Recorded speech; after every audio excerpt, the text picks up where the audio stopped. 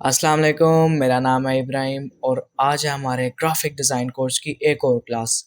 आज की इस क्लास में हम लोग देखेंगे कि एक डिज़ाइन को, एक लोगो को या किसी भी एक डिज़ाइन को बनाने का प्रोसेस क्या होता है।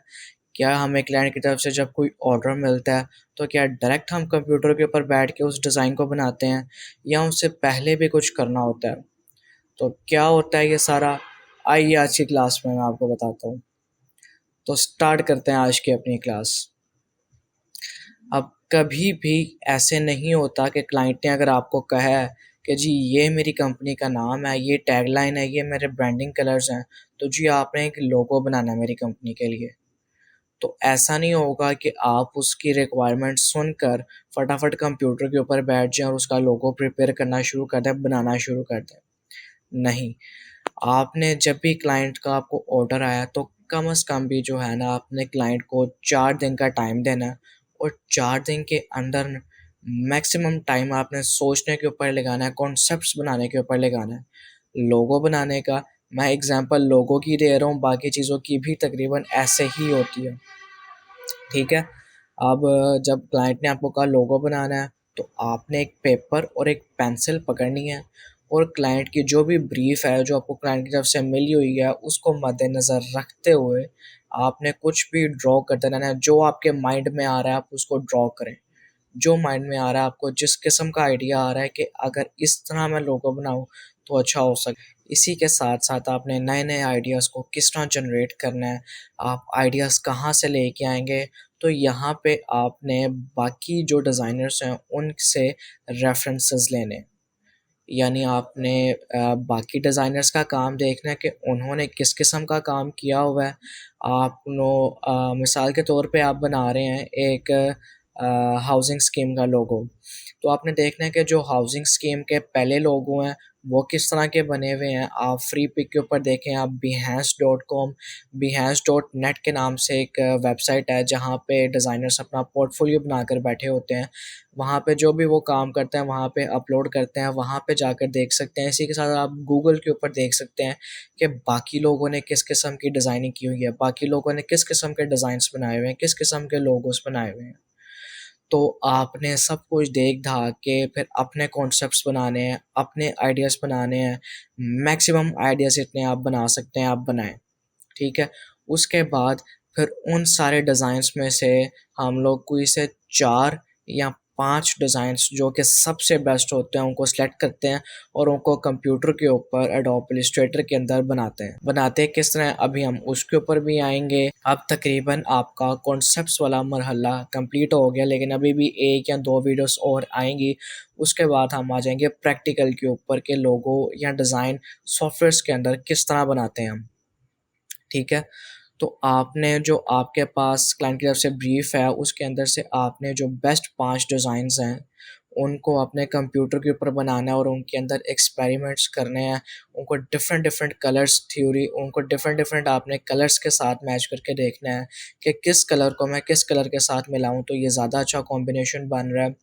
और बाज़ औक़ात ये होता है कि क्लाइंट आपको खुद बता रहा होता है, ये हमारे ब्रांडिंग कलर्स हैं, आपने इन्हीं के अंदर रह के कोई चीज़ बनानी है। ब्रांडिंग कलर्स क्या होता है, अब जैसे आप कोक को देख लें तो कोक का जो ब्रांडिंग कलर है वो है रेड। आप अगर पेप्सी को देखें तो पेप्सी का ब्रांडिंग कलर है ब्लू। अब कोक का आप कोई भी एडवर्टाइज़मेंट देखेंगे, कोई ऐड देखेंगे, कोई पोस्ट देखेंगे, कोई डिज़ाइन देखेंगे, उसके अंदर जो मेन कलर होगा, जो सबसे ज़्यादा कलर यूज़ हुआ होगा, वो हुआ होगा रेड कलर। ठीक है? अब ब्रांडिंग सिर्फ़ कलर से नहीं होती, कुछ लोग होते हैं उनका अपना टेक्स्ट होता है। अब आज़ाद चाय वाला एक यूट्यूबर हैं, शायद आप में से कुछ लोग उनको जानते हों।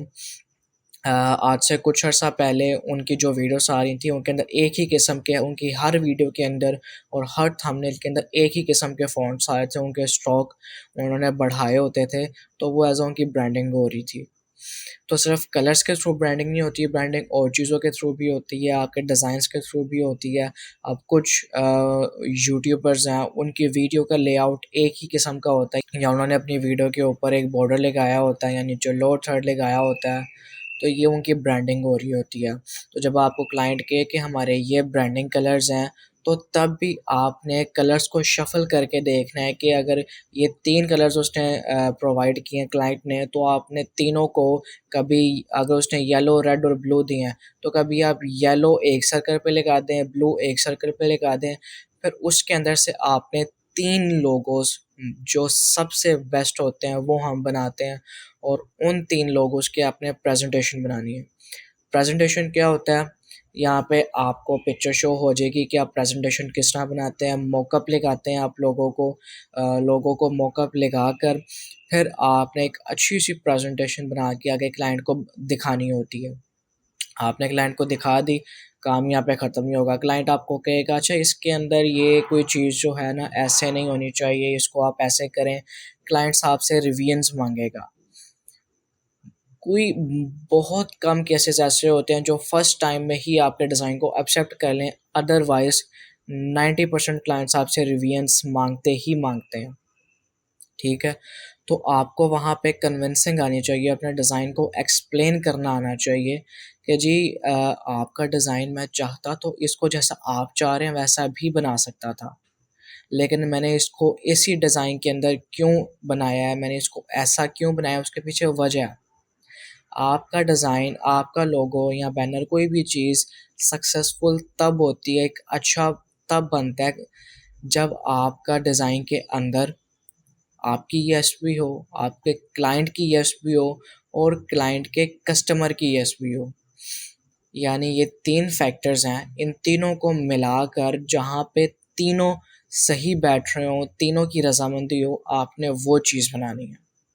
यानी जो चीज़ आपको भी देखने में सही लग रही हो, आपको भी मज़ा आ रहा हो, क्लाइंट जो चाह रहा है उसके अंदर वो चीज़ भी हो और व्यूवर्स क्या देखना चाह रहे हैं, उस क्लाइंट की ऑडियंस कैसी है, उस क्लाइंट की ऑडियंस के लिए आप क्या चीज़ बना रहे हैं, इस चीज़ को भी आपने ज़हन में रखना है। फिर आपने क्लाइंट को बताना है देखें आपकी जो ऑडियंस है ना वो इस टाइप की है, आपकी ऑडियंस यंग ऑडियंस है, तो यंग ऑडियंस के लिहाज से ये डिज़ाइन बिल्कुल बेस्ट है। Young audience mostly young audience जो है वो मोस्टली इस किस्म के डिज़ाइंस पसंद करती है, इस किस्म की कलर थीम्स जो है वो पसंद करती है।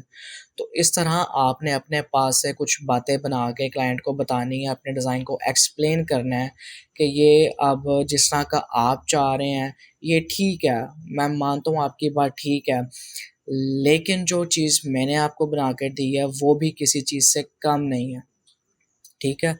और जो मेरे स्टूडेंट्स हैं, जो मेरे से सीख रहे हैं, मैं आपको स्पेशल ऑफ़र आप लोगों के लिए स्पेशल ऑफ़र जब भी आप कोई डिज़ाइन बनाएँ, जब भी लोगो बनाएँ, कोई भी चीज़ बनाएँ, आपने क्लाइंट को दिखाने से पहले एक दफ़ा मुझे दिखानी है।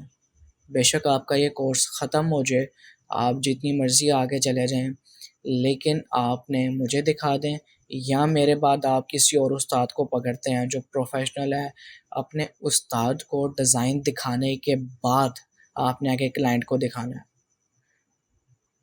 ठीक है? ये पॉइंट आपने ज़हन में रखना है। तो ये सारी कुछ इम्पोर्टेंट बातें होती हैं जो आपको पता होना चाहिए कि क्लाइंट्स मार्केट में किस किस्म का काम करवाते हैं, अपने क्लाइंट्स के साथ डील किस तरह करनी होती है और एक सबसे इम्पोर्टेंट बात कि मोस्टली क्लाइंट्स जो हमारे पास आते हैं, उनको खुद क्लियर नहीं होता कि वो क्या चीज़ चाह रहे होते हैं। आपने क्लाइंट से ज़्यादा सवाल पूछने हैं, उनकी कंपनी के बारे में जानने की कोशिश करनी है कि इनका काम कैसा है, ये क्या काम कर रहे हैं और उस हिसाब से फिर सारी चीज़ों को मद्देनज़र रखते हुए आपने एक डिज़ाइन बनाना है। आपने उस कंपनी के कॉम्पिटिटर्स को भी देखना है कि जो उनके जो कॉम्पिटिटर्स हैं, उनके डिज़ाइन्स कैसे हैं। तो ये सारी ये गेम है, इन सब चीज़ों को आपने देख कर एक जो इन सब चीज़ों पे पूरा उतरता हो, वो डिज़ाइन बनाना है और फिर आपने अपने क्लाइंट को भी अपने डिज़ाइन को एक्सप्लेन करना है, समझाना है कि ये आपका कस्टमर जो है, आपके कस्टमर्स जो हैं, वो भी इस किस्म के डिज़ाइन्स को पसंद करते हैं। मेरी जो ओपिनियन है, वो भी ये है कि ये डिज़ाइन बेस्ट है। दूसरा जो आप कह रहे हैं, वो वाला एलिमेंट भी इसमें थोड़ा बहुत है। और थोड़ी बहुत मैं मानता हूँ कि इसके अंदर 1-2 चीज़ों की मिस्टेक हैं, लेकिन वो मिस्टेक नहीं है, वो आपकी उम्मीदों पे पूरा नहीं उतरा लेकिन ऐज़ अ व्यूवर मैं इसको देख रहा हूँ और एज़ अ डिज़ाइनर मैं इसको देख रहा हूँ तो ये एक बेहतरीन किस्म का डिज़ाइन है। लेकिन आपने क्लाइंट के साथ ज़्यादा बहस नहीं करनी, अगर वो रिवीजन माँग रहा है तो आपने उसको करके देनी है। बट आपका फ़र्ज़ बनता है क्लाइंट को बताना कि अगर क्लाइंट कोई ऐसी चीज़ चाह रहा है जो करना ठीक नहीं है तो आपने उसको बताना है। मिसाल के तौर पे क्लाइंट आपके पास आया, उसने साइन बोर्ड्स बनवाने हैं। काफ़ी वियर्ड से एग्ज़ाम्पल है बट एग्ज़ाम्पल के तौर पे समझा रहा हूँ। उसने साइन बोर्ड्स बनवाने हैं। अब वो क्लाइंट आपको कहता है कि जी आपने साइन बोर्ड्स बनाने हैं लेकिन पिंक कलर के बनाने हैं। अब साइन बोर्ड्स जो हैं वो पिंक कलर के तो होते ही नहीं हैं। आप फिर क्लाइंट्स को बताएँगे जी साइन बोर्ड्स जो हैं वो ब्लू कलर के या रेड कलर के होते हैं। कभी भी पिंक कलर के साइन बोर्ड्स नहीं होते। आपने बताना ज़रूर है कि क्या चीज़ गलत है, क्या चीज़ सही है, ठीक है? उसके बाद भी अगर क्लाइंट ज़िद करता है कि जी आप जैसा मैं कह रहा हूँ, मैं आपको पैसे दे रहा हूँ ना, आप बना के दे दें, आप क्लाइंट को बना दें। लेकिन एक दफ़ा आपने बताना ज़रूर है, ठीक है? तो ये सारा प्रोसेस होता है एक डिज़ाइन को बनाने का। डायरेक्ट हम कभी भी कंप्यूटर के ऊपर बैठ के उस डिज़ाइन को बनाते नहीं हैं। पहले हम बाकी लोगों के रेफ़रेंसेस देखते हैं कि बाकी लोगों ने इस फ़ील्ड के हिसाब से किस किस्म का काम किया हुआ है।